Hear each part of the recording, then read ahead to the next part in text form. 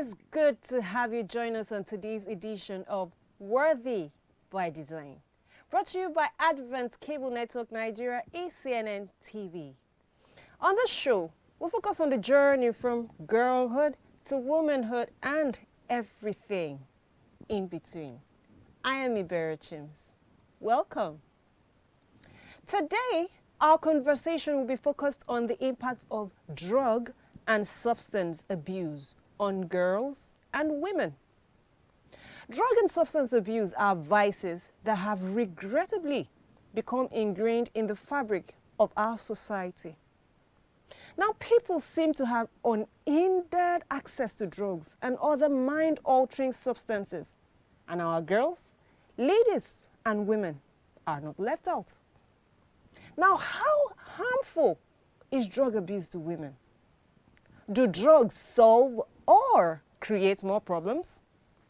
Is there a way to stem this tide? Well, find out from our guest. He is Mr. Augustine Nduka, the Drug Demand Reduction Officer of the National Drug Law Enforcement Agency, NDLEA. So good to have you, sir. Thank you so much. Now let's take this conversation from the very start. What is drug abuse? Well, thank you very much for having me come to your studio. First and foremost, like you asked, it's important for us to understand what drugs really means. Then maybe we'll take a little step to find out what is drug abuse. Okay. Then we'll take it from there. Okay. Actually, in literature, drugs have been looked at by medical experts, that's the medical doctors, as preparations which can be gotten from plants, Okay. which can also be synthesized in the laboratory. It can come naturally from plants, or it could be synthesized in the laboratory. But when you introduce these substances into the body of a man or an animal, you're going to use it to diagnose, as to find out if there's a disease condition inside the body of that man or that animal. Okay. So drug can be used to find out, that's exploratory, that's diagnosis. Drug can also be used to prevent. Okay. For instance, the polio vaccinations we give to children, they are preventive strategies. Those children don't have polio yet, but any child that takes the polio vaccination is protected from polio when polio comes into town. So that is the natural use of drugs. That's right. So, and those are medical experts' definition or opinion that they are things that will be used to treat, to prevent, and also to diagnose the presence of disease states inside the body of a man or an animal. So why do we have a problem with it now? The challenge that we are looking at is that drugs, the concept of drugs have gone a little bit beyond that definition. And that's why in drug law enforcement worldwide, and also in the National Drug Law Enforcement of Nigeria, we are not so much interested in whether there is curative, whether there is preventive, abilities in those substances. So they just actually say that anything at all that when taken into the body through whatever means, either through the mouth, swallow, inhalation through the nose, injection through any part of the body, or through any other means you take into the body, that is going to cause a change in the way you feel, in the way you perceive. That thing is actually a drug to us. Okay. Because, for instance, if you get young people that are sniffing, for instance, glue, the rubber solution, or petrol, the petrol we use for our cars. From a filling station? Yes, yes. So when people sniff that, you're not talking about any prevention. You're not talking about anything treating any disease. When you get people that go to sniff pit toilet, for instance, or young people that go and pick up the excreta of lizards, And in Hausa language, they call it kadangare, that's lizard, the wastes. You know, people pick it up and roll it and light it and smoke, and they feel so high. So the point we're trying to make is that the definition of drugs have moved on. So anything at all that people take that will affect the way they feel, the way they think, and affect ultimately their behavior is to us drugs. And that's where the issue of abuse now comes in. That's right. Right. Now, is drug abuse the same as substance abuse? Taking it from just the definition we've just given right now, in literature, we found out that the concept of drugs is a bit confusing and misleading to the society, and that's why the international community preferred let's migrate a little bit to substances. Okay. Because using the word drugs creates the impression that you are looking at something that is used to treat and prevent diseases, like the doctor's own definition. So if you go to Google, for instance, and just put substance abuse, they are saying that anything from lizard excreta, from pit toilet, from whatever that a lot of people take, from jet fuel, so many things that people take now. That so the word substance is a word that cuts across all these things. Yes. Okay. Yes. So the addiction to these things, how would you make us understand its implication? Okay, thank you so much also. It is important for us to understand what is addiction to, substance addiction or drug addiction, as the case may be. When we look at addiction, literature has also said that addiction is a chronic illness. The definition says that addiction is a chronic brain disorder characterized by an overwhelming compulsion on the part of the user to seek, obtain, and use his or her drug of choice, irrespective of the negative consequences that the drug might be having on his person, on her person, on her relationships, on her work. The person don't care and don't see it. So first and foremost, from that definition, addiction is a chronic illness and is a chronic disorder of the brain. Is a disease not of the eye, not of the nose or mouth, but of the brain. Of the brain. Yes. So what you're saying is that the drugs or the substances, when abused, go straight to the brain. That's right. A good number of the drugs that we are talking about, the metabolites end up in the brain. And that's why a good number of them are also referred to as psychoactive substances. In other words, their site of action is in the brain and the mind, psycho of the mind and the brain. So once you take the cigarette, the nicotine content of cigarette ends up in your brain. Once you take the shisha, once you take the traditional cigarette, once you take the electronic cigarette or any other tobacco products that we talk about, they end up in the brain. When you take the alcohol, they all end up in the brain. When you smoke marijuana, cocaine, heroin, all these things end up in the brain. Their site of action is in the brain. So a person who is a drug addict is dealing with his brain. That's He's right. trying to reduce the what's the productivity of his brain, so to speak. That's right. Now, what are some of these substances that people abuse? Thank you so much also. We actually, we migrated a little bit from drugs to substances. Yes. We'll find out that there are a good number of substances that have been also classified recently as substances of abuse. Okay. Many of them are what we have displayed here, and I just want to take, for instance, this particular one here. This is rubber solution.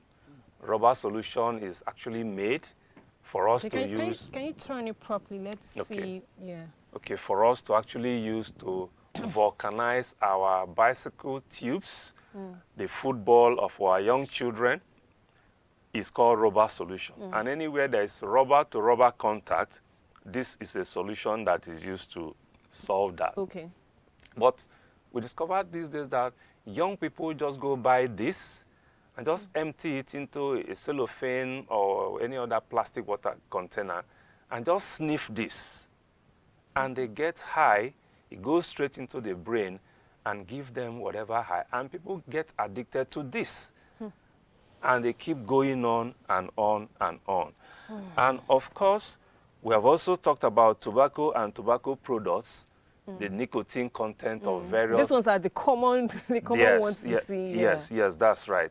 Then we've also talked about, okay, here we have the codeine-based cough syrups that has codeine as the major content. Okay. Codeine is one of the narcotic drugs from opium, but it's the main ingredient of the cough syrup.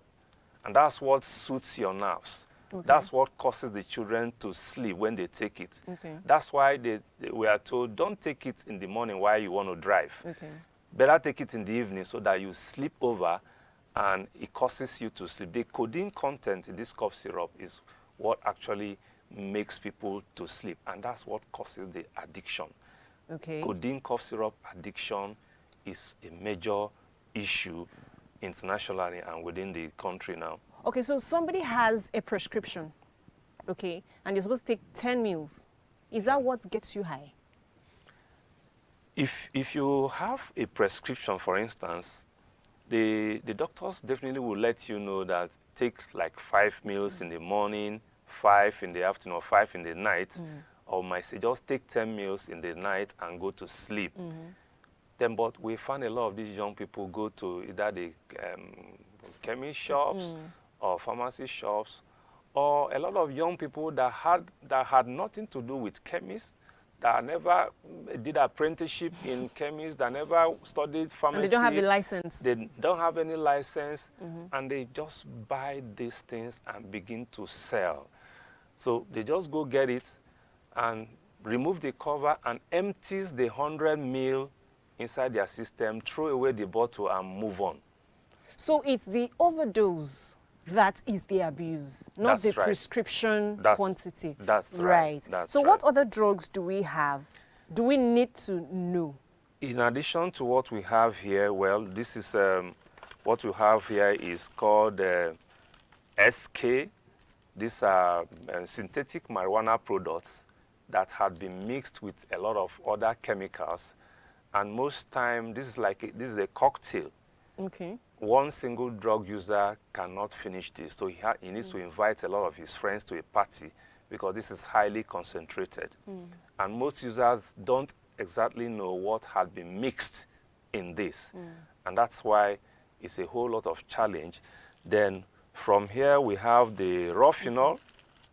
Rofinol is one of the... Rofinol, they call it Rochi. And locally in the streets, they also call it Baba Blue, because when they take them, their tongues are always blue. Oh, blue. Baba Blue, not okay, that's something else they call Baba Blue. Right? Yes, that's it, yes. So, and this one here is marijuana, that's wee. This is one of the way it's packaged for export. And around here too, we also have the compressed marijuana products. These ones are machine compressed. Okay. That compressed cannabis is for export, really. Then there are so many other drugs that we've displayed. For instance, here we have the tramadol. Tramadol is a pain medication, higher than paracetamol, very, very addictive too. And one of the important things we need actually to note now is that criminal organizations, criminal pharmaceutical companies have gone ahead to make concentrations of tramadol that is quite above the Federal Ministry of Health prescription, the dosage and the milligram. For instance, Federal Ministry of Health recommends about 100 to 150 milligram of paracetamol for medical purpose. But right now, This one is above 200 milligram. There's a 400 milligram tablet. There's a 1 gram tablet that is not for the hospitals. And it goes straight to the brain. That goes to the streets for people to abuse and get addicted to. Okay. There are quite a number of other drugs, but I hope that time will permit us to look into all that. Wow, this is amazing. It's the diamond I'm really fascinated about. But after the break, we're going to talk more about all of these drugs, the risk associated with drug abuse. Find out. Please stay with us after now.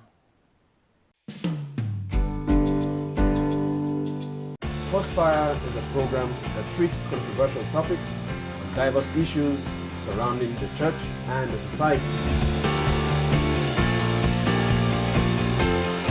Technology drove the inflow or the outbursts of people having Bibles because of printing technology. Same way, the digital revolution has also made it possible for people to have Bibles in various formats in their hands. As an Anglican, I believe in Anglicanism. And Anglicanism is standing on the tripod of scripture, tradition, and reasoning. When we are about to read the Holy Gospel, all members will be made to stand up. Assuming the gospel are read from the phone, and it says this is the gospel of Christ, you are likely to confuse a lot of people.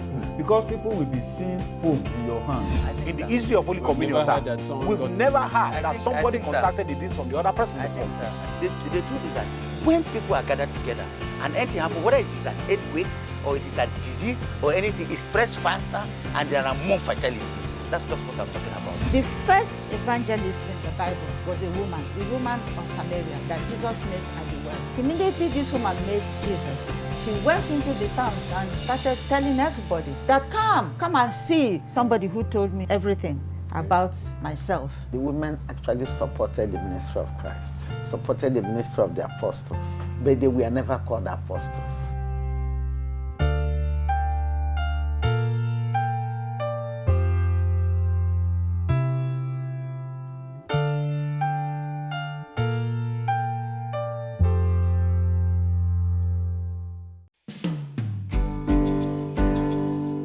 We have been speaking with Mr. Augustine Nduka of the National Drug Law Enforcement Agency.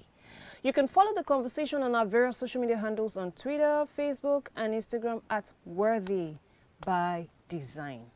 Before the break, we had been speaking about the different substances people abuse that we may never have paid attention to. Now, the pressing question is, do women get involved in drug abuse? Thank you very much. Also, women actually know, someone has actually said that substance use, abuse, and addiction is an equal opportunity employer or payer. So everybody respects is everyone. involved. Drug addiction doesn't depend on color, cuts across all races, cuts across professional status, cuts across gender, male, female.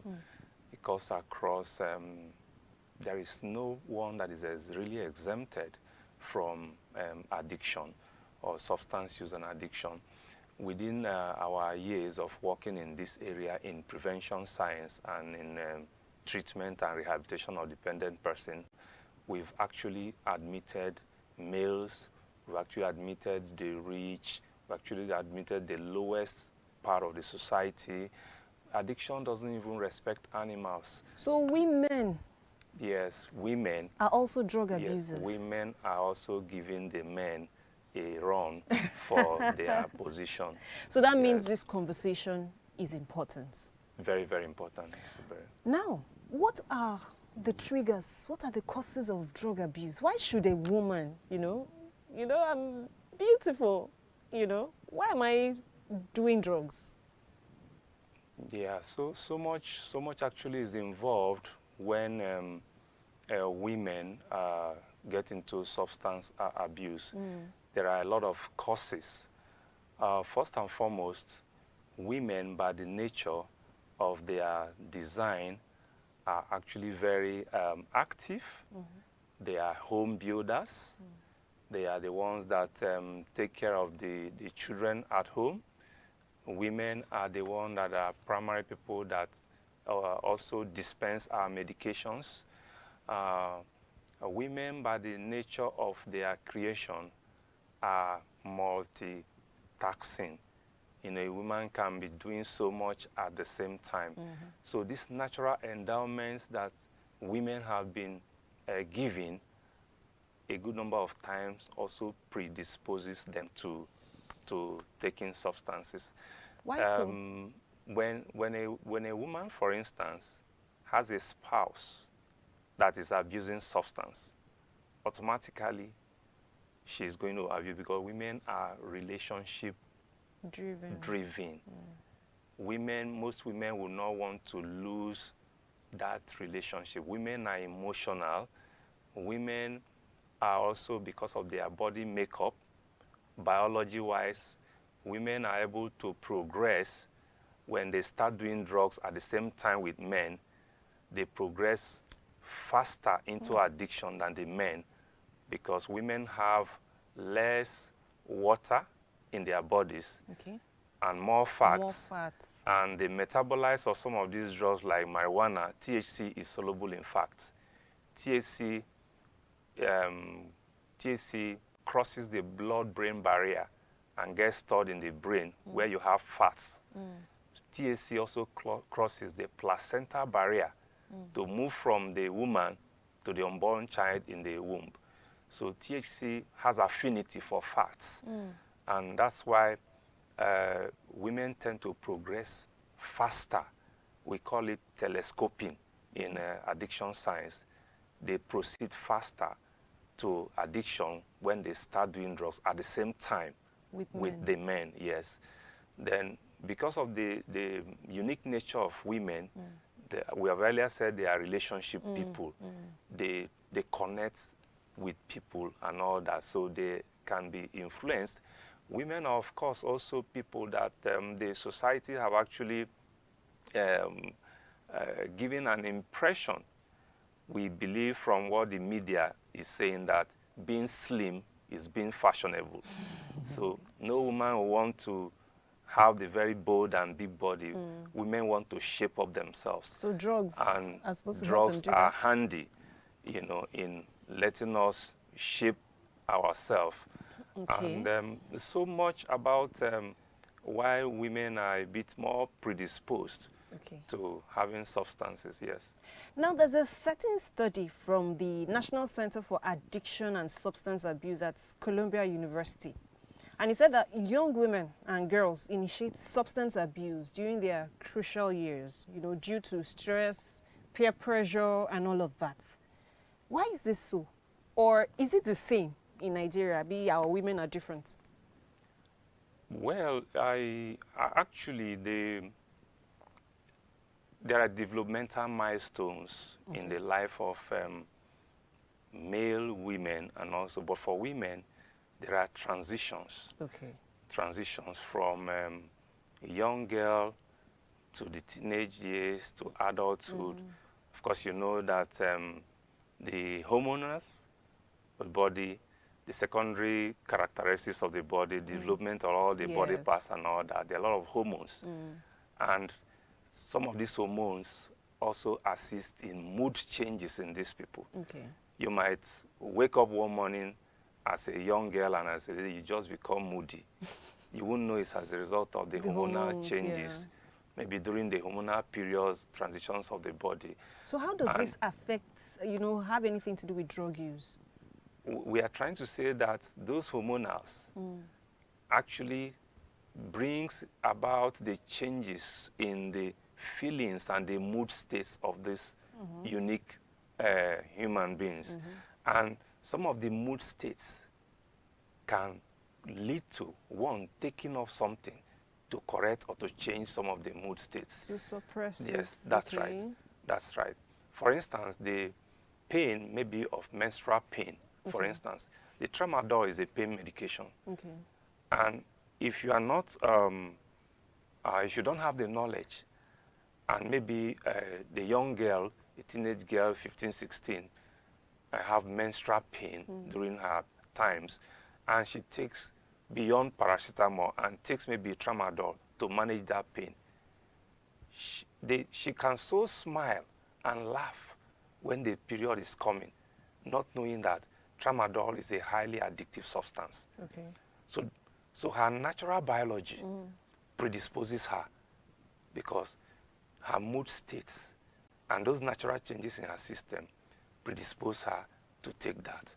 Then, of course, a little bit after menopause and all that, there are also hormonal changes in the lives of women. Right. Before we come to that point, what are some of the risk factors associated with women or girls taking drugs? In 2 minutes. Our time is almost up. Okay, so many risk factors, basically. Like we said, when a woman is abusing drugs within the family, everyone suffers. Women take care of the children. Women are home builders. Women put everything in place. So when a man is addicted, probably the family may not really suffer as much. But when a woman is addicted in the house, the whole family suffers addiction. Then, of course, women are involved in certain other social challenges within the society. When a woman is addicted, she has to support her addiction. Men go into prostitution. Men go into several other vices to be able to, not like the men that go into violence and all that. Women do that to support her addiction.